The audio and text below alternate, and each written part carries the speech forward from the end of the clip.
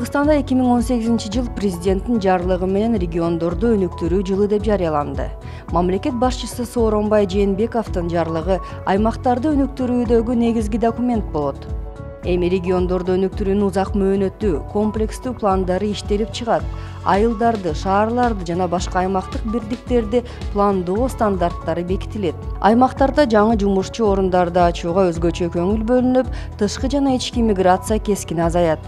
Ошондой эле иш-аракеттер аймактардын жол транспорттук инфраструктурасын өнүктүрүүгө, экспорттук мүмкүнчүлүктөрүн колдоого, чакан жана орто ишкерликти өнүктүрүү үчүн шарттарды түзүүгө, аймактардын экономикалык өнүгүүсүн шарттаган инвестицияларды тартууга багытталат. Жарлыктын чыгышы бекерден эмес. Себеби дегенде 2017 жылы президенттикке талапкер катары жүргөндө Сооронбай Шарипович бардык райондордо, шаарларда элдер менен, шайлоочулар менен жолугушкан.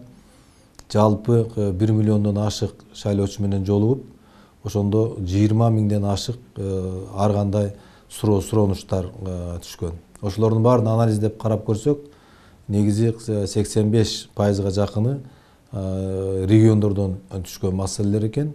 Анан региондордогу ошо чечилбей жаткан маселелердин көпчүлүгү жол, таза суу, ирригация, бала бакча, мектеп, анан кийин ошол жергиликтүү жерлерде жанагындай кызмат көрсөтүүчү жайлардын жоктугунан болуп атат да. Сооронбай Жээнбеков премьер-министр болуп турганда региондорду өнүктүрүү концепциясы, калкты таза суу менен камсыз кылуу программасы, ирригацияны жакшыртуу программасы кабыл алынган. Жарлык ушул программаларды ишке ашырууга чоң түрткү берет. Буга чейин деле 6 жылдын ичинде бир топ жумуштар аткарылды. Абдан алгылыктуу иштер болду.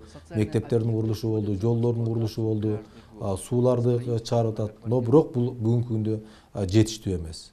Алгачкы президент катары алгачкы сапарын алыскы ошол Нарын областынын Жумгал районунда, Кочкор районунда эл менен жолугушуп, анан ошол 2018 жылды региондорду өнүктүрүү жылы деп жарыялаганда ошол жердеги калк абдан жакшы кабыл алды.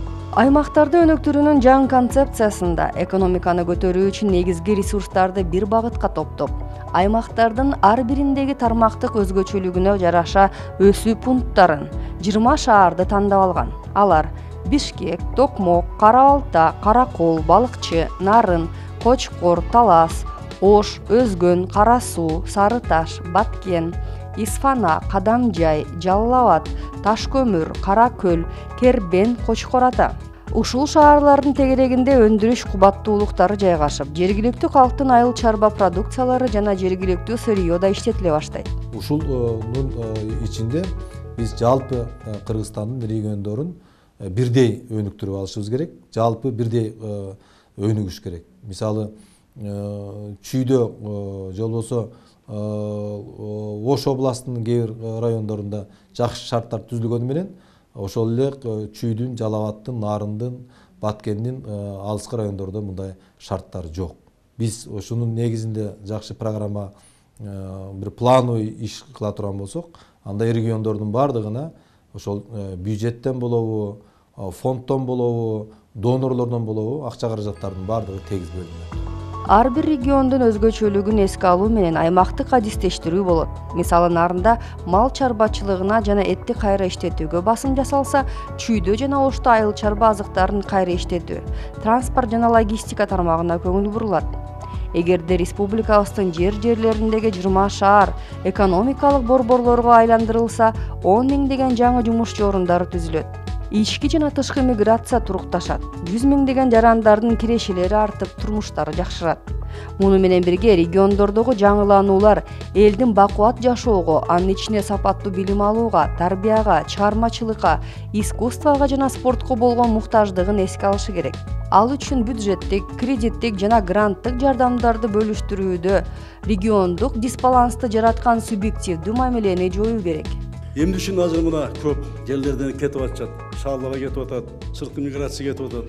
Эмне үчүн дегенде жумушчу орун жок. Кызмат көрсөтүү бүт социалдык объекттер боюнча ошондой кызмат көрсөтүү жок.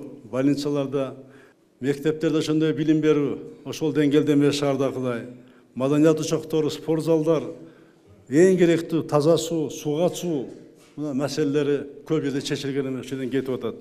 Региондағы бардық бөлініп жатқан қаражаттар таза су бойынша программа қабыл алды. Ирригация бойынша, бұл бойынша, ипотека бойынша, мына айтып кеткен. Алдан сыртқары больницалар сай қызмет көрсету бойынша, мектеп бойынша, спортзал бойынша, жол салу бойынша, кейбір районда 10 километр салынуда, кейбір районда 1 километр, кейбір районда жоқ болып жатады. Айрықша қайраштеті өнержайға бөлініп жатқан льготный кредиттер, келіп жатқан кредиттер, российский, қырғызский фондтық, мына бюджеттен 6%-дан бере баштады кредиттерді. Мына былтыр біз көтердік, биыл да көтеріп жатады азыр. Ал кредиттерді, чақан орта бизнеске бұйырса, алып келер кредиттерді, бұл кредиттерді ошол планды түрде әр жылға бөліп, қаражаттар бар, жоқ емес, ашықшасын бөліссін. Ошол қаражаттар жылда 5 жылға қайерге не салынады, ошоның бар темін указымен иштеп жүрүш керек. Ошол қаражаттар күштүүсү, жақыны алып жеткен тартып кетпестен планды түрде ошол қаражаттар бөлініп, кайра иштетүү өнөр-жайлар, больницалар, мектептер, жолдор бардыгы тең план түрде курулуш керек. Кыргыз Республикасынын өкмөтүнө иш-чараларын тиешелүү планын бекитүү. 2018 жылдын 15 апрелине чейин региондорду өнүктүрүүнүн учурдагы программаларынын ишке ашырылышын талдап чыгып, жергиликтүү мамлекеттик администрациялар, жергиликтүү өз алдынча башкаруу органдары менен бирге оңдоп түзөтүүлөрдү киргизүү сунушталды. Президент Сооронбай Жээнбеков, Жогорку кеңештин төрагасы Дастамбек Жумабеков жана премьер-министр Сапар Исаков менен жолугушканда 2018 жылды региондорду өнүктүрүү жылы жөнүндө Кыргыз Республикасынын жарлыгынын алкагында өлкөнүн жакынкы жылдардагы биринчи кезектеги милдеттери жана максаттары талкууланды. Сооронбай Жээнбеков жергиликтүү бийликтин укуктары жана милдеттерин күчөтүп, аны менен бирге аймактарды өнүктүрүүдө жерлердеги маселелерди убагында чечүү максатында алардын жоопкерчилигин жогорулатуу зарылчылыгын белгиледи. Мамлекет башчысы бул багытта мыйзам базасын жакшыртуу мүмкүнчүлүгүнө көңүл бурду.